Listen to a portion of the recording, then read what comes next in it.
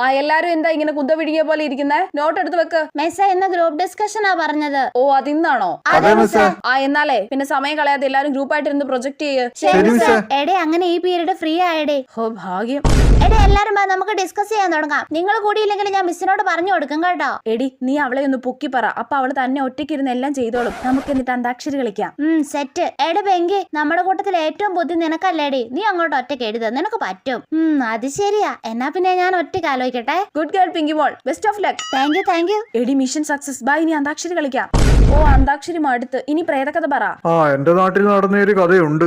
നിങ്ങളിവിടെ എന്നെ കൂട്ടാതെ പ്രേതകഥ പറയോ അല്ലേ? ഞാൻ പറയും മിസ്സിനോട്, നിങ്ങൾ ആരും എന്നെ ഹെൽപ്പ് ചെയ്യുന്നില്ലെന്ന്. എടി അവളെ പൊക്കി പറ. എന്റെ പിങ്കി മോളെ, നീയല്ലേ നമ്മുടെ ക്ലാസ്സിലെ നമ്പർ 1. പിങ്കി മോളുടെ പ്രൊജക്ട് വേണം മറ്റുള്ളവരുടെ ഗ്രൂപ്പിലേക്കാളും അടിപൊളിയാവാൻ. പിന്നെ അല്ല, അത് ഞാൻ ഏറ്റു. നിങ്ങൾ കഥ പറഞ്ഞു, ഞാൻ ബാക്കി കൂടെ എഴുതട്ടെ.